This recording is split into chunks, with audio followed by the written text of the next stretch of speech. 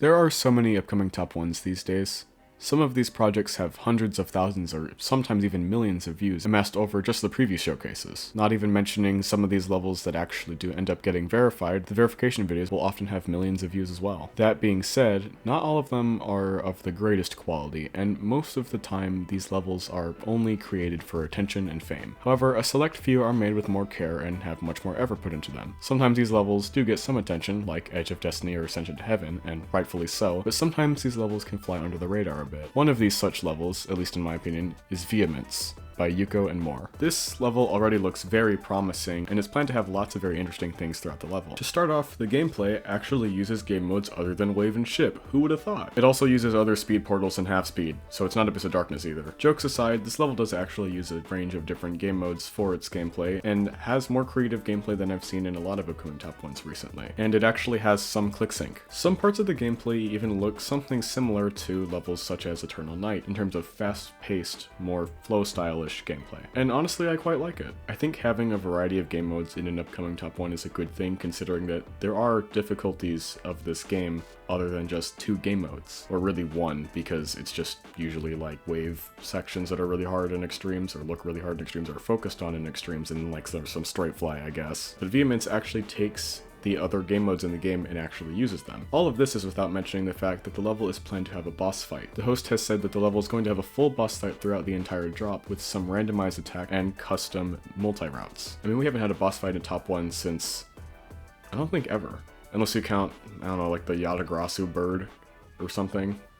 Or the Bloodlust guy. Bloodlust guy's a classic. I mean, I'm not gay, but anyways, not only do we get a boss fight in a top 1 if this is eventually verified as a top 1, but it also has randomized attack patterns and alternative routes, which isn't really something we get much of in any level, let alone a top 1. This is again something I really do like in upcoming top 1s, is trying to think outside the box when it comes to gameplay and decoration. And it does think outside the box for decoration too, we'll get there in a second. A lot of older top 1s that people are generally more fond of are levels that tried something new, and so it would be great to see that trend continue with this level. So now let's talk about the decoration and theming. Yuko, the host of this project, has confirmed that it is themed after the final boss of the Terraria mod, Supreme Calamitas. I hope I'm pronouncing that right. I don't know, I don't really play Terraria. So if anyone here plays the Calamity mod of Terraria, you can let me know if this is accurate to the game or whatever. But whatever it is, it translates really well into Geometry Dash. The actual quality of the decoration is, of course, high. I mean, I wouldn't be praising this level if it didn't have good decoration. What is this, grief?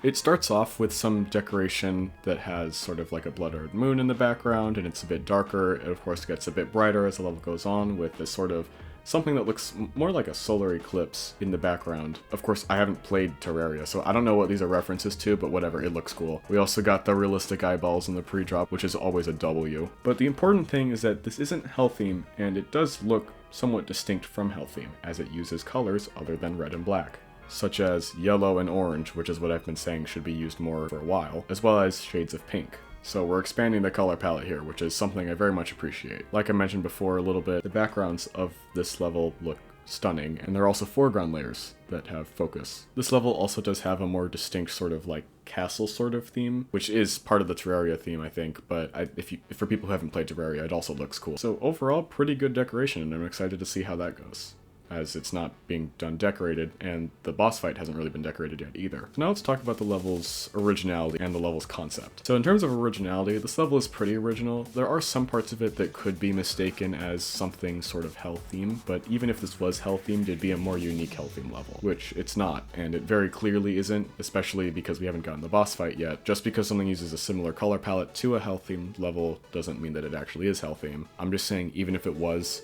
it would still be one of the better Hell theme levels. I have seen some other levels, like Abyssal Extinction if I'm not mistaken, use Terraria theming. It's not too common, but it is something that I would like to see more. It's sort of one of those themes I think really could be taken in a lot of directions that lots of people would appreciate. I don't personally play the game myself, but it looks like a very interesting idea. If you're interested in other underrated themes, there is a link in the description to a video where I talk about underrated themes in Geometry Dash, so check that out if you're interested. And also, the level's concept has other purposes than just to be top 1. It would bring other things with it to the top 1 spot, like the first boss fight, I think, and of course the Terraria theme, as we haven't seen that in a top 1 before, or really in many other levels.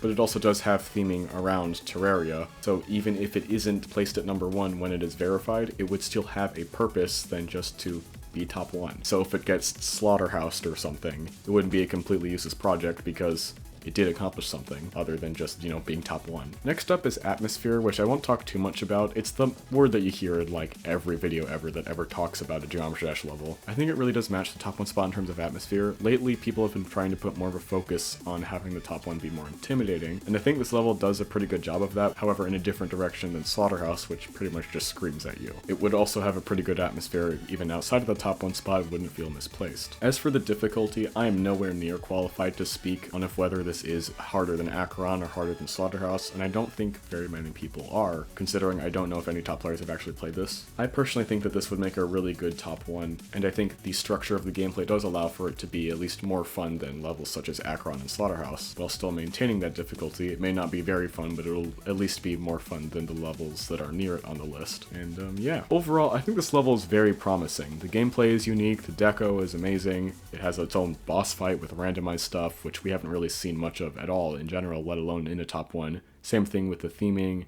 and the atmosphere, and I think the structure of the gameplay does allow for it to be probably a more fun project in terms of playing it when it's released, although that's more in comparison to things that would be around the same difficulty, because once you get stuff this hard, it's like kind of impossible to make it a completely fun project. This is definitely one of my favorite upcoming top 1s, and it's sad to see this doesn't get as much attention as I think it deserves, which is why I made a video on it. So if you would like to, there are links to Yuko's videos on this in the description. I mean, I think this is up there with like Eternal Night, Ascension to Heaven. Like this is good stuff. So yeah, that's it for today's video. Sorry I couldn't upload last Sunday like I said I would. I was lying on my couch comatose, because of course I was. Actually, like half of everyone at my school just got sick this week, because why not, I guess. Half of all my classes were missing. We're wiping the floor with dead children. Anyways, if you enjoyed today's video, you can, of course, like the video if you liked it, and subscribe if you want to see more videos like this. I'm trying to hit 10K by the end of the year, so if you'd like to help out with that, subscribing, it's free, and you can always change your mind later on, you know, all the stuff that everyone tells you to do. Oh man, I hate how much that sounded like Dream. Anyways, if you would like to, you can join my Discord server, link is in the description. I promise, it's sometimes fun. You can interact with me more there, and if you play Phasmophobia, I might play with you because I'm getting into that game. And yeah, did I tell you to subscribe? Yeah, you should subscribe. And if you already are, then subscribe on your alt and stuff. And yeah, I'll see you in the next one.